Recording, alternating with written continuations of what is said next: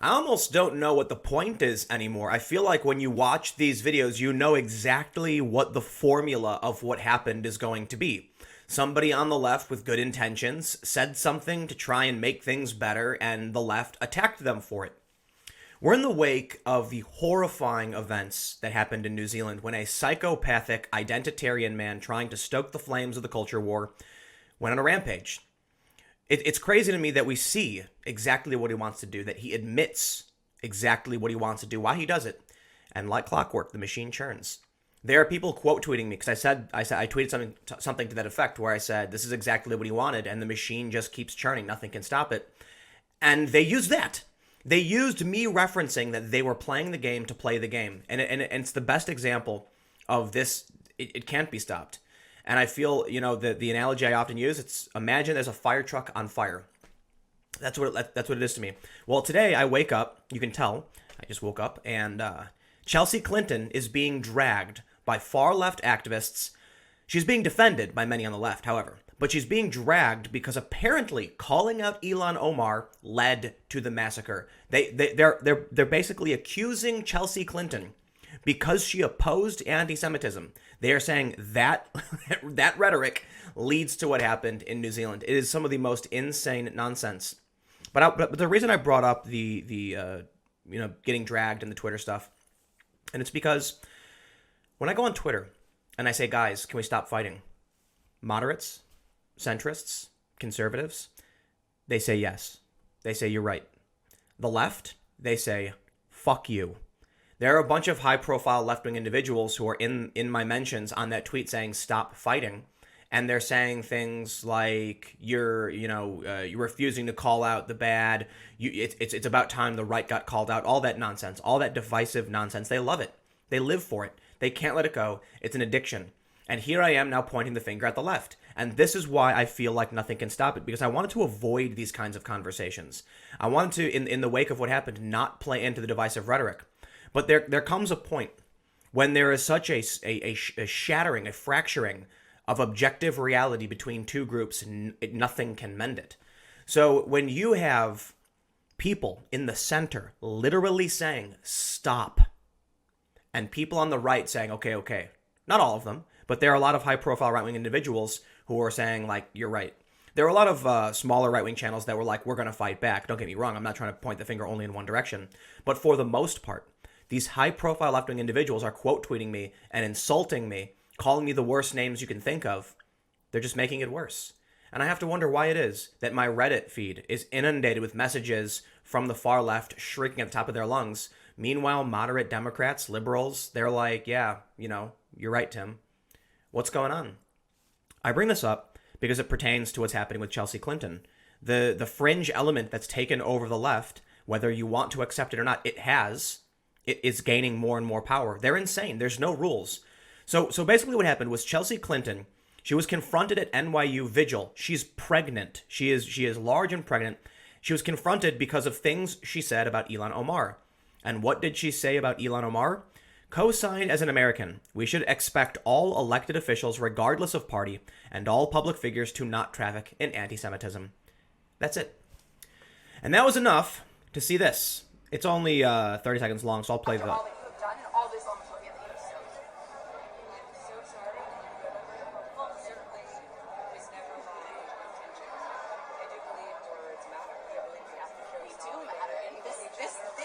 Right here is the result of a massacre stoked by people like you and the words that you will put out into the world.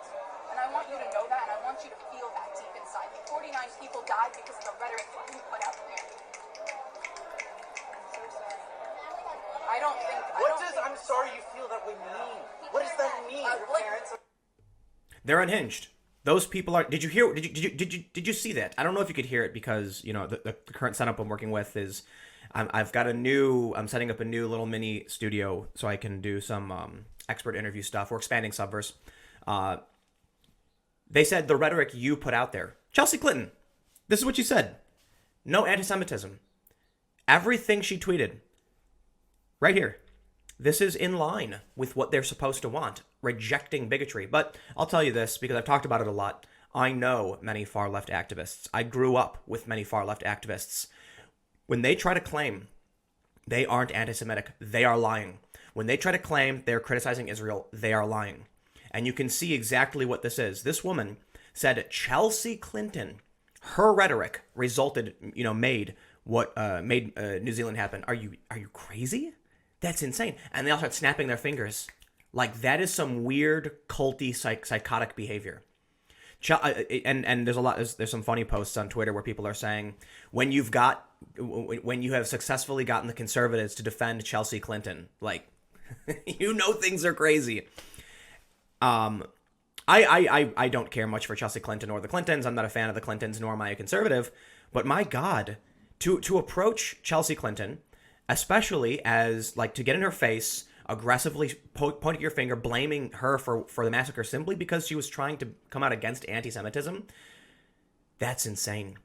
And it said, and there's one more thing that I really have to stress. If you watch my videos, I talked about this. The AFL-CIO, the largest federation of labor unions, has come out against the Green New Deal. This is the reality we are dealing with. I don't want to be divisive. I really don't.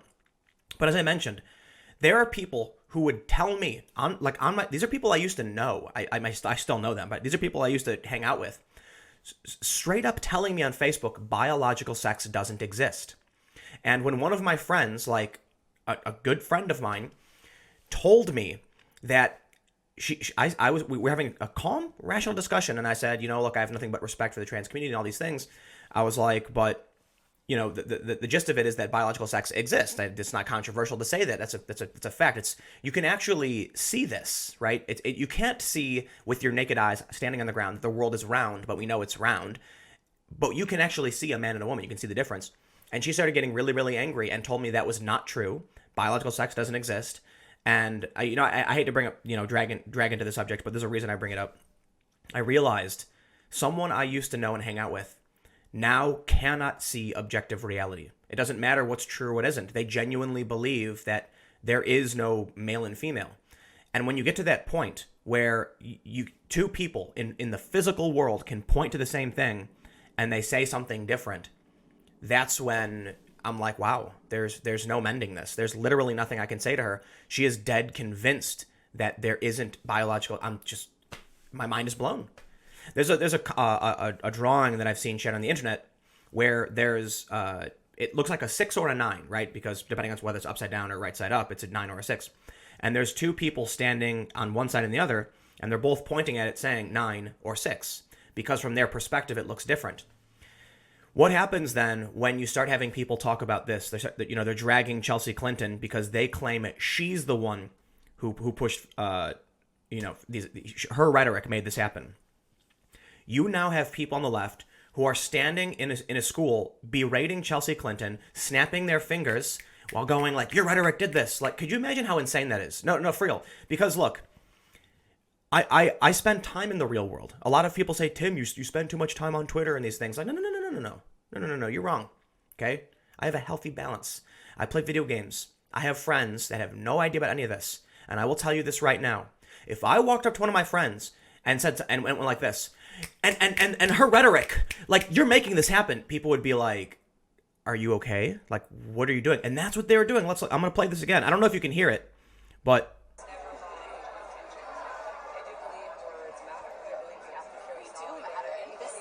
This right here is the result of a massacre stoked by people like you and the words that you put out into the world. And I want you to know that, and I want you to feel that deep inside. 49 people died because of the rhetoric that you put out there. that is creepy, man. I think the reason they're snapping is because clapping is triggering or whatever. We know that at many schools they do jazz hands now, and they do things like this. During Occupy Wall Street, there was a mix of people saying, like, go like this, and go like this, and snap your fingers, or do this. It's like weird cultural things that are being injected into society that aren't normal. And it, in my opinion, like, I've argued with people, some friends of mine who are, on the left. I said, listen, this is a cult. When Chelsea Clinton is being dragged by these people for doing literally nothing, you have to recognize they're not in line with objective reality. They don't believe that Chelsea Clinton is female. They don't believe it exists. I'm not exaggerating when I say that. Nicholas Matt, in 2016, on TV Ontario with Jordan Peterson, said it is not correct that there is such a thing as biological sex. I am not exaggerating when I say that these people exist. And we're getting laws passed in our country because of the squeaky wheel getting the grease. You can then see what the results are. Conservatives are forced to defend Chelsea Clinton. So just to, I'll try and boost the audio to make sure you can hear it. Chelsea Clinton said, "I'm sorry you feel that way." And someone responded, what does "I'm sorry you feel that way" mean? Right? Because there's literally nothing you can do. No apology, no statement. If they come for you, they come for you. And so I get inundated on Twitter and Reddit with stupid, nonsensical comments just from fringe, insane people who don't have a grip on reality. I'm sorry, I'm going to say this. I'm going to wrap up here. Okay? I don't like the idea. Hold on. Let me stop now. I just want to make sure I point out there are many people on the left, many verified individuals who are defending Chelsea Clinton, because not every single person on the left is a psychopath, death cultist, or whatever you want to call it. There are normal people who don't like Donald Trump and want a change in government and want progressive policies, and I can absolutely respect that. I'm specifically referring to these creepy weirdos who are snapping their fingers while they like, it's just the weirdest thing ever. And these people are gaining traction, they're gaining power.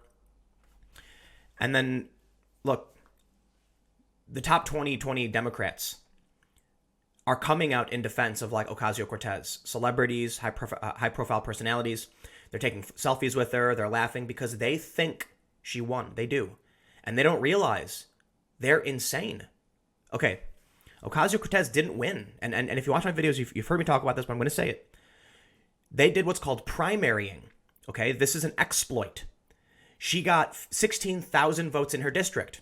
Cynthia Nixon lost her district by a ridiculously high margin. I used to say it was 30 points. I was wrong. I think something like 60. Because her district wanted a moderate. They wanted Cuomo. Ocasio-Cortez won because of an exploit pulled off by some far-left identitarian activists. Now you have celebrities convinced this is what America wants. And what happens? When the 2020 Democrats endorse her policies, the largest federation of labor unions says, "What the fuck? No." And I'm going to leave it there. I've said it, 3 or 4 times now, but I really want to make sure I stress to all of you who watch these videos, when you have the labor unions saying no to the Democrats, you need to recognize that what the left has become is an insane faction of just weird, out of touch cultists. Not all of them, but like, I'm talking about this specific group. I'm not talking about the people defending Chelsea Clinton. They're the sane ones. Although I disagree with them on a lot of issues, these people who are getting behind, like attacking Chelsea, defending Ilhan Omar, they've and again, not everybody defending Ilhan Omar, but I'm talking about a specific group of identitarian leftists. The point is, modern mainstream Democrats are lining up behind them because they're convinced it's what people want. They don't. They've lost their minds. Anyway, I'll leave it there. More videos to come. I will see you at 1 p.m.